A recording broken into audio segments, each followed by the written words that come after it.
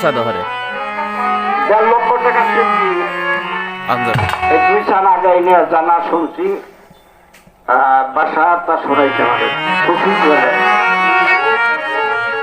ভালো লাগছে।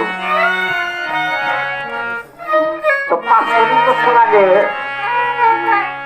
একটা গান গেছিল আমি গুড়াই মিলগেট খালেদ সাহেবের আসরে পাগল বস্ত দোয়ানি করে আমিও দোয়ানি করতাম তো কাশেম বাউলের সাথে একটা গান গেছিল খালেদ দোয়ান কোন কৌশলে রোগ মিলাবো কেউ বাচ্চা গান না।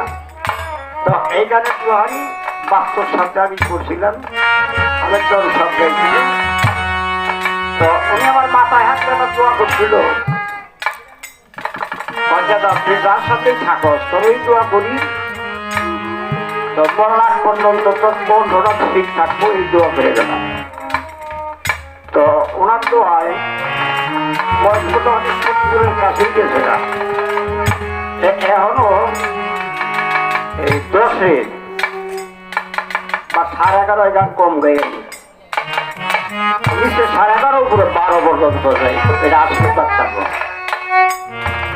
আমার নিয়ে ভাই যে কথা বলছেন এই মতো শেষ গান শেষ গান যেটাই সত্য। আমি যখন গান করতাম আডোভাঙ্গা নদীর উত্তর পাশ তখন কোনো শিল্পী ছিল না, গানের অনেক মূল্য ছিল। এখন ঘরে ঘরে শিল্পী। আর আমার এক নিয়ে ভাই যে এসে বাংলা থেকে ওনার গানে পাগল হয়েছিলাম আমি আয়ের মারা দরবার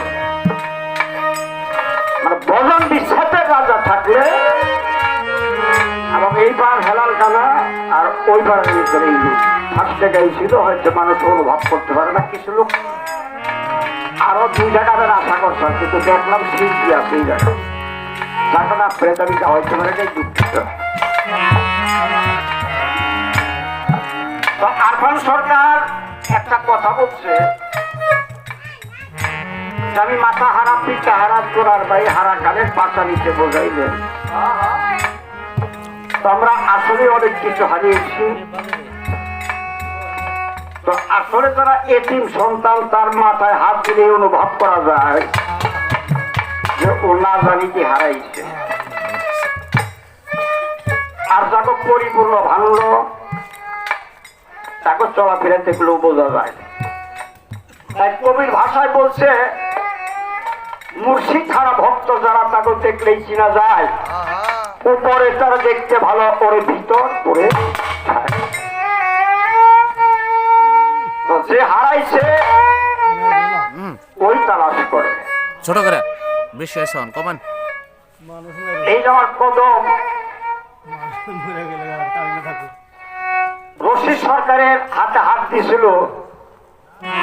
তো যেদিন থেকে রশিদের হারাইছে ওই দিন থেকে তালাশ করে